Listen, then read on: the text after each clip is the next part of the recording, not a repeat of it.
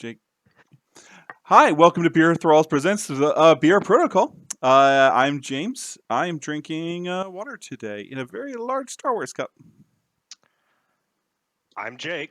Matt's not here, so I have two drinks. This wine I was using to assemble some Kill Team models earlier, and this whiskey that I thought I would pour when this admittedly not great wine was gone.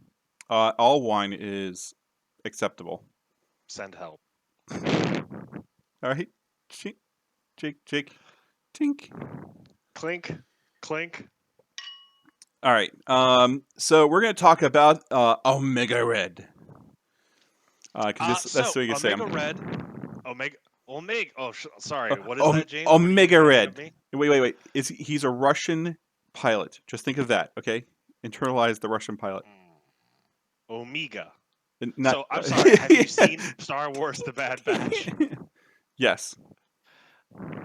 I know it's a British accent, but why Omega? I don't know. Okay, Because we need to keep this down within it's a 15 hard minutes. E. It's a hard E. So Anyway, the Russian crime boss, Omega Red. Omega Red, Russian legitimate businessman with carbonadium tentacles implanted in body. Perfectly normal. Makes sense. Absolutely Why are you fine. making me do this on camera? This is for our own entertainment. I'm not making you do shit, dude. You are. This is all you. So Omega Red is a wonderful 4 threat character, size 3. Sorry. We both need to say his full name. Arkady Grigorovich Rosovich. I'm not even gonna. This I'm not man even gonna has butcher it. Vich in his middle and last name. I'm not even gonna try. Arkady Grigorovich Rosovich. I'm guessing. I'm American. His name is Andy Greg Ross.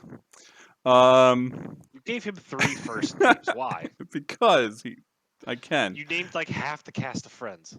Ooh. So, he's a healthy boy at 6 health. Wow. Stamina. Could not think of the word. And he's, even though he's on a larger size base, he is a short move. So it's supposed okay. Large bases with short moves are all right. Yeah. He is a 3 physical, 3 energy, and 4 psychic, which is interesting. Why am I doing this? I guess Russians have a better psychic defense just living in Russia. No, he's crazy as hell. I mean, it is worth noting he is size 3. He is size 3. He's huge. Carbonadium does a boy poorly. He's bulky. Especially since we've been looking at and talking about lots and lots and lots of size 2 characters. Yeah. Which still kind of cracks me up when I see a large base character with lots of like base detail and they're still size 2, like Amazing Spider-Man, who we will talk about soon. Because boy howdy, is that a 5 threat we should talk about. Yeah, we're gonna wait until Matt is actually available for that one so he can cry with us. Edit this out. Carbonadium Cable is Omega Red's first attack. His builder, a physical Carbonadium coils cable. Anyway, it is a range 3, 5 dice, 0 cost attack. After this attack is resolved, this character gains power equal to the damage dealt. Then drain life for no cost. After this attack is resolved, if the attack dealt damage, this character removes 1 damage from itself. I like that. It's a more expensive regeneration, but if you attack twice, you get to heal twice. I mean, it is not as good as just straight up healing factor 2 on Wolverine, but this is also something you can trigger on demand, which will be relevant as we get to it in a little bit. His second attack, his Spender, the Red Terror, range 3, 7 dice on attack, 4 cost and power.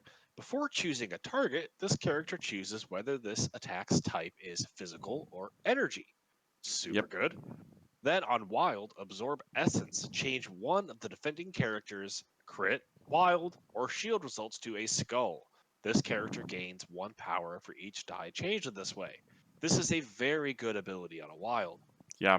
It is Pierce with the extra rider of a sap power effect. Now, I can never keep clear in my head how many times an ability triggers based on how many wilds you roll. It's just it's just 1. Sap power specifically says for each wild you rolled go ahead and sap some power. This is only one. All right, so the his first power is Death Factor. This character, for cost of 2, this character English. This character and enemy characters within 2 of it, with the poison special condition, suffer 2 damage. In the order of your choosing, superpowers can be used only once. This superpower can be used once. So it is interesting that it says this character and enemy characters, even though he's immune to poison. Well, this character and enemy characters within 2 with poison is 2 separate clauses. Omega Red always takes 2. Oh, that is a Because yes. he is not in the condition He's of enemy characters with correct. poison. Correct. So, let's talk about Death Factor. Death Factor is a big part of what Omega Red his entire game plan is. It's a big part of why he's a 4-threat character. So, the ability to just hand out 2 damage within range 2 of a big base is very strong. It needs some kind of condition to sort of keep that in check, and poison is an okay SAS condition. Poison makes you lose 1 power at the end of each power phase. Essentially, it strips you of your automatic 1 power per round. Mm-hmm. Strong. Messing with economy is pretty good. Especially since the vast majority of characters of the game do not get extra power during power phase. Against Asgardians, maybe they shrug it off, and they don't spend their leadership ability to get rid of it. Yeah, They'll focus on other they still stats get conditions. 2 power, and there's actually like a couple of characters that get like 2 power on the start of their power phase. There's a scattering of them, like I Yeah, know New Strange does. So this but may not still, bother them too much, but for a lot of characters, especially if Omega Red, there are so many characters with Red Skull, or I keep thinking of Cable. If Omega Red wants to go bully other characters, this gives him a solid way to do yeah, load red characters. But we're going to come back to that in a second. Second power, Ensnare. Push an enemy character within 4 in this character's line of sight towards this character M. A character can be pushed by the superpower only once per turn. This is important. A character can be pushed. He can use this multiple times. yes. So it says only So that character can be pushed a turn, so you can use this multiple times. And medium move is actually substantially bigger. For 2 threat, this is essentially Webline that you see on Venom and Ghost Spider, which is my recent experience, but it's not attached to a psychic power. Mm-hmm. So all of the recent trends of people with psychic abilities ignoring pushes and pulls don't get protection from it. And it's cheap and it's super effective. Now he already has reach 3 on his attacks. Reach 4 means he basically yanks someone who's just barely outside of his movement range. And it is a push, so terrain is going to stop it. Yep. But this is super strong. It's one of the other reasons I think you would seriously consider taking him, especially since Omega Red has lots of incidental power generation. Yeah, both his builder and his spender gets him a little bit of power. And we're gonna talk about like how these things. His powers are all very interlocking. So we're gonna get that. So we're gonna talk about Carbonadium armor. Thank you. It's like adamantium except Carbon based. When this character would suffer damage from an enemy effect, reduce the amount suffered by 1 to a minimum of 1. Enemy Good. effects. Strong. Enemy effects. Yeah, enemy effects. He does not reduce his own self damage from poison. Again, 4-threat character with automatic damage reduction of 1 and solid defenses. He's tanky. Yep. Death spores. Oof. His fourth. Next, it just happens. Enemy characters that end their activation within range 2 of this character gain the poison special condition. Additionally, at the end of this character's activation, enemy characters within range 2 of it gain the poison special condition. This is cool. This is completely passive. You don't have to do anything giving out stats conditions. Generally, that we haven't seen a lot of those effects, which makes Omega Red very interesting for certain tactics cards and sort of lists that want to inflict lots of stats conditions. Really important. If it was just enemy characters that end within 2 of him gain poison, Omega Red would be pretty counterable by a number of things that just like, I don't feel a compulsion to go near him. It is also worth noting that it is within 2 of Omega Red off of his base, not their base. So if your opponent's Zemo or Killmonger are trying to put the kibosh on him, they have a range 2 attack, they are going to be closer than their own range. Sorry, the radius of getting poisoned extends a little further than their range to attack does. Again, not sure how huge that is, but it's worth remembering for positioning. So However, the ability for Omega Red to just use his activation to just walk somewhere and poison, cool. It so means he's there's going to have a reliable, consistent way of putting it out without being able to trigger Death Factor in the same turn.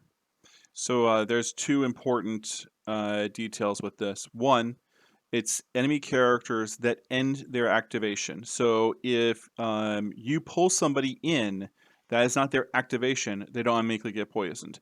Um, Yeah, no cheating. if The second part of that is at the end of this character's activation, then they also get poisoned. Which means if you take somebody and you have like Kingpin, Kingpin just tosses a character at Omega Red. It will not immediately get poisoned because it's not ending its activation, nor is it the end of Omega Red's activation. So you need to watch out for that. But Uh, you're kind of seeing how this all interlocks with him being able to pull things in, get a little bit of damage with the carbonadium coils, um, being able to get some of his own life back, and then try to pull as many people as he possibly can in, and then just poison everything, and then do death factor the next turns. it's an interesting kit. It can be enabled a lot with team composition of giving up poison for people other than Omega Red. It can be a terror against clumped up low threat characters with lower stamina pools. Omega Red's an interesting character. On his damage side, James, is there a health difference on his damage side? I believe there is. No, he's actually 6. Nope.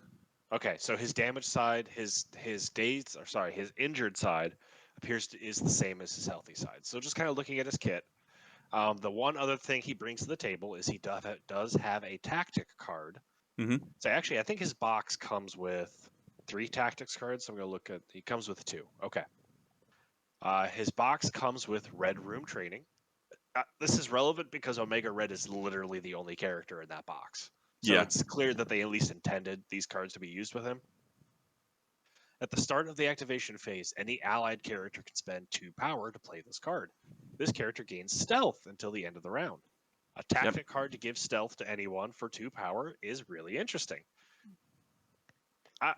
Omega Red feels like a weird pick for it though. Like I'm not sure I would put it like it helps him advance I mean, where he can't get picked off by long range attackers, but he's going to be pulling people within 2 of him or trying to get within 2 of people so he can hit them with poison. the only thing I could possibly think of with that card is if you're trying to protect like Red Skull, and or you're trying to get people to be forcibly coming in. So like somebody's sitting on a point that they have to get, you throw stealth on that person. Now they have to move within 2 of a Mega Red. 3. 3. Sorry, That's a not super. problem It's is not super stealth. Yeah. the distance on stealth is bigger than his distance for his auto poison effect. Mm-hmm. So Omega Red himself is not going to benefit that much from it, but it's a cool tactic card that I could see used for a lot of objective runners, Yep. situational conditions where you're going to pull a retreat and you need to try to protect somebody. I think it's a cool card. Omega Red's specific card, his Carbonadium Synthesizer. Omega Red can play this card. No cost. Super relevant. Remove all special conditions from this character. It removes one power and gains starting over. It removes 1 damage and gains 1 power for each special condition removed in this way. Very cool. The fact that this is no cost makes Omega Red a surprisingly tanky person. Yeah. X-Men have something similar where they can clear special conditions off of themselves and gain power for it, but even that I think is not all special conditions. I'd have to check. It doesn't say it has to be at the end of the turn either. So it's like if he's got incinerate, bleed, and like they're just stacking conditions on him at the beginning of his turn, toss that down, go great, I'm at full health again, and proceed to just rip their faces off. Mm-hmm, mm-hmm. But you see, like this is a tanky character. Is he worth the 4 points? At this point in the game's current life cycle, 4th threat is actually kind of feeling expensive because there's a lot of really effective 3-threat characters. For example, if what you want in your list is a tank, a close range brawler, Power Man and Lizard exist, Mm-hmm. and both are good with some extra utility at tanking.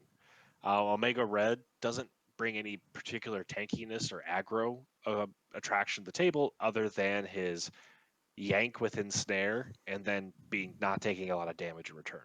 Um, Um, I say I still would put him in a Cabal list. sorry, and his affiliations are Cabal and Criminal Syndicate. Criminal Syndicate.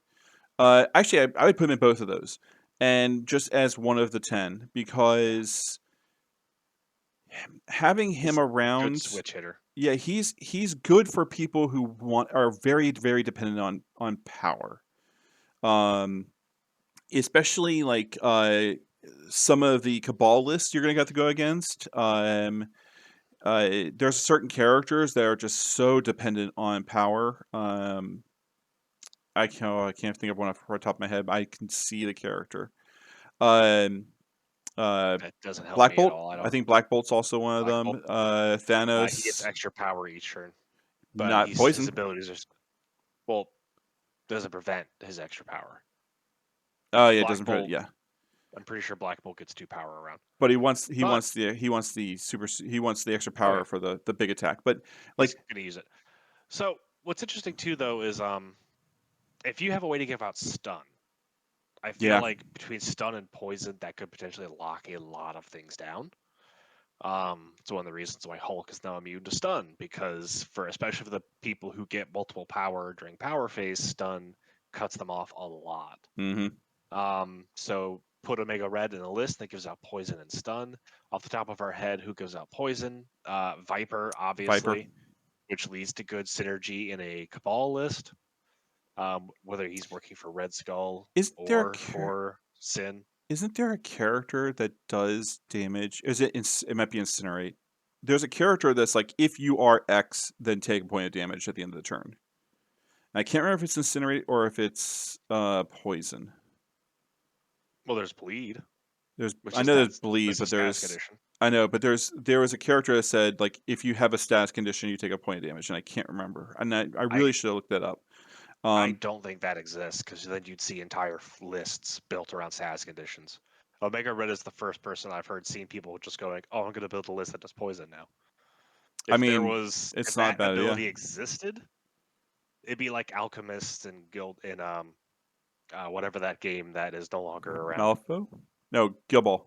Guild Ball. Like you'd have entire lists and rosters dedicated to status conditions. Yeah.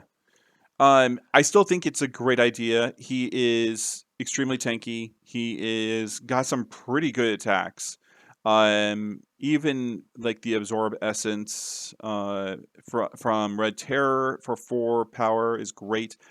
I, given how much power that he has, I would really take him heavily in a Cabal list because the coils attack, even if he does 1 point of damage, he's going to get 2 power because of Red Skull, and that right there gives you death factor or ensnare.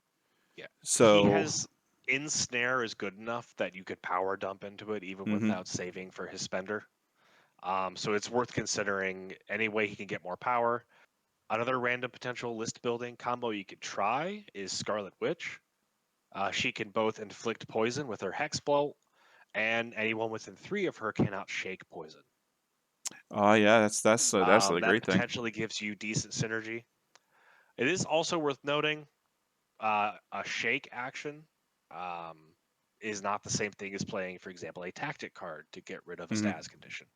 So just to be aware. I think this is like I said, I don't remember another character that is as conditional on a specific. Well, Hela and Hella. Blade both love bleed, Hmm so I think like the two status conditions you can kind of build a roster or a team around right now is bleed and now poison with Omega Red. And So having bleed and poison on a character is kind of devastating. Now, if you start throwing in something that also throws around incinerate, you got a pretty dang good strong list. maybe like it's almost like playing Magic the Gathering with mana ramp. Is you can make all the resources and status conditions of the world, but you have to have something to pay them off with. And right now, Omega Red's death factor is one of the payoffs for poison. Mm-hmm. And I'm not sure the other status conditions have a payoff because you're going to be the people who inflict status conditions at that plentiful amount tend to be 3-threat characters who don't hit the hardest themselves because their point is to give out status conditions. Now, if you're building a list So around Omega Red, I would recommend taking a Koei as some type of bodyguard that goes with him. People will figure out what you're doing, and people will attack him. it's pretty transparent. Yeah. It's very, Which, very transparent. granted, does benefit you because he's a tank and you want him to hold aggro. It's also they have to be within 2 for death factor to reach them. So it's difficult in this game to be like, I'm gonna make one mosh pit and that'll be the focus. Because even when playing like a vertically stacked mosh pit, like what's the one that I'm Gamma, glad is going to be less relevant now? Gamma Gamma Shelter. Shelters. God bless random scenario generation. I'm so tired of people building entire rosters around Gamma Shelters. I know what you're talking about. I've never done that. It's a good crisis in moderation to change up the tactical environment when you're playing the same thing every time. Anyway, even then though, range 2 off a big base, you might be able to affect 2 of the control points, but you're probably only going to cluster up on 1. And there's enough models that your opponent's probably just going to, run away from Omega Red. Now, the only problem I have with him, he doesn't have a throw. That would make him a really, really powerful character. Yep. But for the amount of health he has, for the defenses he has, and for his automatic damage reduction, he probably earns that 4th threat. Yeah. It's just going to depend on. He's affiliated, but he's not himself a leader. So you have to have at least one other leader, and both Cabal and Criminal Syndicate have 3 and 4 cost leaders. Yeah. So you could probably support 1 4 threat beyond your leader, and then you're going to be looking at 3s, unless you have an especially high number list. You can bring a 5 or another 4. All in all, strongly suggest you take him in Cabal. Really consider him being thrown in Criminal Syndicate. It's kind of a hard sell for Criminal Syndicate because of what they want to do, but having him be very tanky and sitting on a point and just acting as 2 characters when he's healthy, still pretty nice. Okay, thank you guys so much for tuning in. We hope you've enjoyed our overview of Omega Red. Look forward to future content, including a couple, we're hoping, more frequent battle reports now that we're picking up steam in our local community once again with sort of the community coming back together in our area. We're also looking to do more battle reports between ourselves now that we're kind of getting collections rebuilt and building up some steam. Maybe in the future we'll even do like a painting showcase since we have, the full range of hobbyists. So also December 11th, we'll be doing Food Machine at Huzzah Hobbies, where we have a mini Marvel Crisis Protocol tournament. Everyone will get a prize. There's to be top prizes for the top table, and then actually prizes for the bottom table. Please come out to Huzzah Hobbies December 11th in Northern Virginia and bring cans for a worthy cause. It is a canned food drive, so anything you can bring will help, and we may come up with some special fun things we can do with the cans as well. Yeah. All right. Thank you guys for watching. Bye. Game off.